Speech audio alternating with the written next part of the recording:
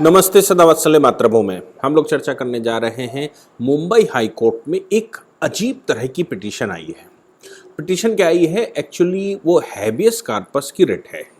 Habeas corpus की writ हम उसको कहते हैं जब कोई व्यक्ति डिटेंशन में होता है, गलत अथॉरिटीज़ के द्वारा या कहीं वो लोप हो जाता है, तो हाई कोर्ट में लोग हैबियस कार्पस की रिट डालकर, बंदी प्रत्यक्षीकरण की रिट डालकर ये हाईकोर्ट को आग्रह करते हैं कि हमारे व्यक्ति को किसी न किसी प्रकार से लाकर मेरे सामने उपस्थित करवाया जाए, क्योंकि उसका डिटेंशन गलत तरीके से हो गया है। उसको गलत तरीके से कहीं कन्फाइन कर लिया गया है, उसको गलत तरीके से कहीं बिठा लिया है, या सरकारी अथॉरिटी ने उसको गलत तरीके से बिना कानून का पालन किए रख लिया है। तो हैबियस कार्पस की रिट आई है। निश्चित रूप से वो एक तो पहली बात यह है कि वो फिल्म मेकर हैं। फिल्म मेकर कोई बड़ी अथॉरिटी होगा, इसलिए ज़्यादातर लीगल न्यूज़ लिखने वाले लोगों ने उसका नाम नहीं दिया है। बस इतना दिया है कि एक फिल्म मेकर जिसका विवाह पाकिस्तान में हुआ, उसकी पाकिस्तानी पत्नी भारत में वापस नहीं आ रही है, जबकि उसके 2 बच्चे हो चुके हैं। दोनों बच्चे भारत के नागरिक हैं और भारत का पासपोर्ट लिए हुए हैं। उनका कहना यह था कि 2020 में उसकी पत्नी पाकिस्तान लाहौर अपने पिता को देखने के लिए गई। उनके पिता बीमार थे तो उनके पिता को देखने के लिए गई। बाद में वो ये कहती रही कि वहाँ बहुत ज़्यादा बीमार हैं। धीरे धीरे करके वो लाहौर में बस गई और लाहौर से वो वापस नहीं आ रही। इनका कहना था कि मेरी पत्नी को किसी प्रकार से भी बरगलाकर उनके पिता ने रखा हुआ है। जैसे ही मैंने ये हेडिंग पढ़ी थी कि हमारे कोर्ट में हैबियस कार्पस की रिट आई है और पत्नी पाकिस्तान में है, तो फिर मेरे मन में तो ये आया था कि ये मेंटेनेबल ही नहीं है, क्योंकि हमारा न्यायालय हमारे देश के अंदर तो ऑर्डर कर सकता है, लेकिन देश के बाहर ऑर्डर कैसे करेगा?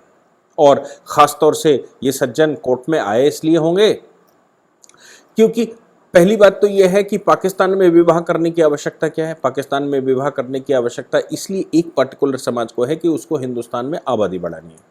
इसलिए पाकिस्तान से किसी प्रकार के प्रकार ने लोगों को पत्नी लड़की लड़के से शादी करके ले आवे या लड़का लड़की से शादी करके यहाँ ले आए और किसी प्रकार से वहाँ से वापस यहाँ पर आए और यहाँ पर निवासिता बढ़ा दी जाए, यहाँ पर जनसंख्या बढ़ा दी जाए। क्योंकि भारत में तो बहुत सारे खेल खेलने हैं जो जिन्ना छोड़कर गया था, जिन्ना कहकर गया था।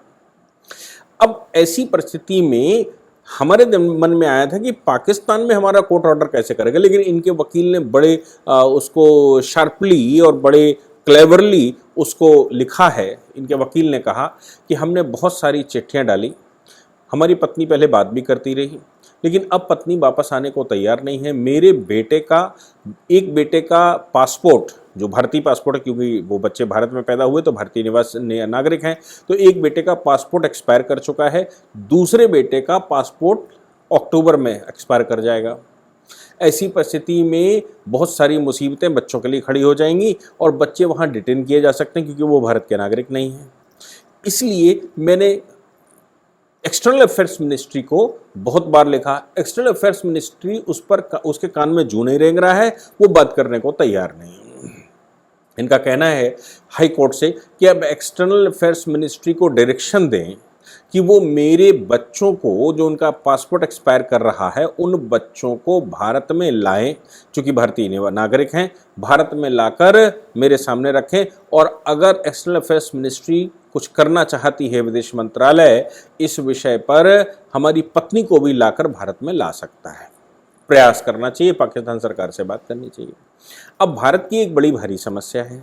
समस्या ये है कि भारत पाकिस्तान से वो रिश्ते अब नहीं रखना चाहता जो रिश्ते पाकिस्तान के साथ पाकिस्तान बनने के बाद कांग्रेस की सरकारों ने रखे हैं।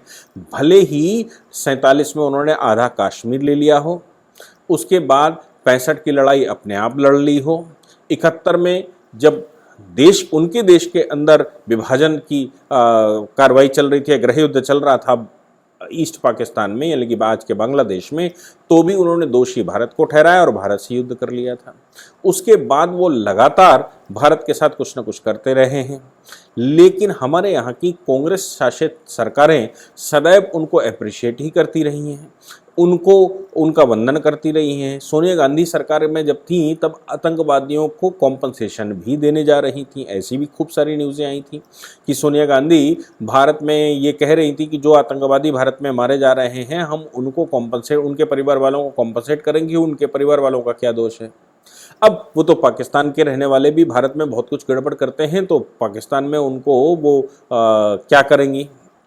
भारत में जो सरकारें हैं वो के सलूशन भी निकालने जा रही, यानी कि इतना सब कुछ पाकिस्तान के जन्म के बाद भारत के साथ करने के बावजूद हमारे यहाँ कांग्रेस ने जब शासन किया तो पाकिस्तान को अपना ट्रू फ्रेंड माना, और ट्रू फ्रेंड मानने की वजह से कुछ भी करने के बावजूद हमने रिश्ते उनसे खराब नहीं किए।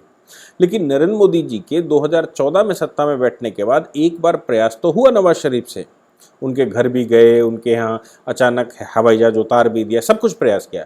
लेकिन जब पाकिस्तान ने पुलवामा कर दिया, जब पाकिस्तान ने पठानकोट कर दिया, जब पाकिस्तान ने उरी कर दिया, तो भारत ने रिश्ते पाकिस्तान से लगभग तोड़ से लिए हैं। अब इंटरनेशनली जितने होने चाहिए उतने हैं, लेकिन जो दोस्ताना होता है वो दोस्ताना पाकिस्तान के साथ आज की तारीख में नहीं है। इसलिए भारत सरकार का मतलब है भारत के एक्सटर्नल अफेयर्स मिनिस्टर उनसे बात करें। ये भी हो सकता है कि इसमें एक बड़ी साजिश हो, क्योंकि पाकिस्तान लगातार भारत के नज़दीक आने की कोशिश कर रहा है, क्योंकि वो बर्बादी की अंतिम कगार पर खड़ा हुआ है। आपने याद होगा रघुनंदन जिस समय पाकिस्तान मतलब जम्मू कश्मीर के उस भाग में जो पाकिस्तान के कब्जे में है वहाँ पर गिरे थे, उनका F-18 उड़ान गिराने के बाद, तो फिर आप सोच सकते हैं कि मोदी जी सरकार ने कितना दबाव बनाया था कि उस समय के प्रधानमंत्री इमरान खान ने तुरंत पार्लियामेंट में जाकर जवाब दिया कि हम इनको वापस करने जा रहे हैं। तो देश का दबाव कितना है पाकिस्तान के ऊपर है और पाकिस्तान कितना भयभीत है भारत से, इसमें कोई शक नहीं।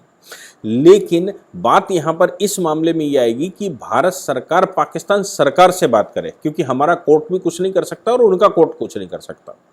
हमारे कोर्ट में कोर्ट ऑर्डर कर सकता है, हो सकता है कि केंद्र सरकार से कह दे, लेकिन एक चीज़ ध्यान रखनी चाहिए कि हमारी कोर्टें भी एक्सटर्नल अफेयर्स में कोई ऑर्डर नहीं करती। देश के अंदर की गतिविधियों पे तो करती हैं, लेकिन देश के बाहर की कोई बात नहीं करती। तो अब मामला पाकिस्तान का है, तो यहाँ पर हो सकता है कि ये साजिश चल रही हो कि किसी तरह भारत और पाकिस्तान नज़दीकियां आ जाएं, और पाकिस्तान जो बर्बादी की कगार में भारत के प्रधानमंत्री की वजह से है, तो कुछ पोलाइड हो जाएं। पाकिस्तान इन सज्जन की, इन फिल्म मेकर की पत्नी और बच्चों को भारत को सौंपने के लिए तैयार हो जाए, और वो 2 कदम आगे बढ़ाए और उसका परिणाम निकले कि भारत का हृदय परिवर्तन पाकिस्तान के लिए हो जाए। और भारत का हृदय परिवर्तन हुआ, FATF से वैन पाकिस्तान से हटा, पाकिस्तान की कुछ नज़दीकियां और देशों से बढ़ी, भारत के नज़दीक जो देश हैं उनकी हिम्मत पाकिस्तान को लोन देने की पड़ी, तो फिर वो पुलवामा, उरी या पठानकोट जैसी घटना कर दे। ये संभव है। लेकिन मोदी जी उस मिट्टी के नहीं हैं जिस मिट्टी के वो लोग थे जो यहाँ पर शासन कर रहे थे। Modi ji full and final वाली मिट्टी के हैं, इसलिए ये साजिश काम नहीं आ सकती। लेकिन फिर भी ये सज्जन लगातार प्रयास ये कर ही रहे हैं कि भारत सरकार वहाँ बात करे। क्या बात होती है, कितनी बात होती है, कितना जेन्युइन मामला है और जेन्युइन है भी कि नहीं है, ये तो भविष्य बताएगा। अभी तो हाईकोर्ट ने सुनवाई की नहीं है, लेकिन मैंने जैसे कहा कि जुरिडिक्शन हाईकोर्ट का नहीं बनता, फिर भी इन्होंने बहुत चालाकी के साथ उसको चूंकि बनाया है, इसलिए एक्सटर्नल अफेयर्स मिनिस्ट्री से एक बार हाईकोर्ट पूछेगा जरूर कि क्या होना चाहिए। जय हिंद, जय भारत, वंदे मातरम।